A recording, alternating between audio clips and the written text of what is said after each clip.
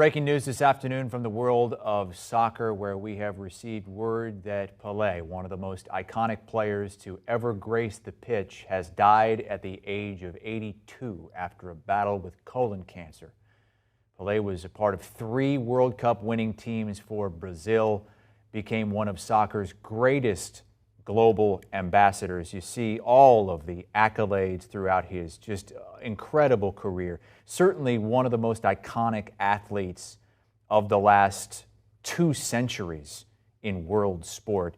Was the youngest to score a hat-trick at just 17 years of age. PELE dead at the age of 82. Our Ian Joy with more on the life of the great PELE. There have been legends in the game of football, but there was only one PELE. Born as Edson Arantes do Nascimento in 1940 in Brazil, PELE had a big dream, and even bigger dreams as a kid.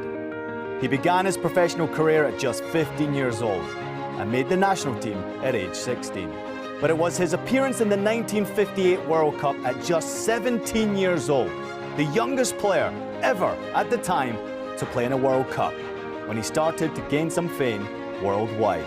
He would score 2 goals in the final to lead Brazil to its first ever World Cup victory. When the 1962 World Cup arrived, he was already recognized as the best player in the world at age 21. Brazil would go on to capture their 2nd World Cup. And in his final World Cup in 1970, PELE scored one of the most iconic goals of all time, en route to Brazil winning its 3rd World Cup. To this day, he is the only player to win 3 World Cups. Pele's style of play was a thing of beauty to watch. He was a dynamic goal scorer that could truly do it all. His combination of athleticism, technicality, and overall creativity would influence a generation of players that came after him. Legendary footballer Johan Cruyff once said about him, "Pele was the only footballer who surpassed the boundaries of logic." There were plenty of awards given to PELE in his post-playing days, some of which included Athlete of the Century by the International Olympic Committee, 100 Most Important People of the 20th Century by Time magazine, Player of the Century by FIFA, and he was named a member of the Ballon d'Or Dream Team. But he was much more than just a footballer.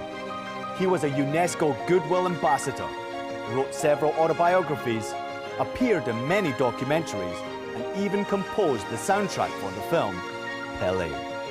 Football is recognized as the biggest sport worldwide, in large part to players like PELE, who many consider the game's first true superstar. Rest in peace to the great PELE. The impact he left on the world will never be forgotten.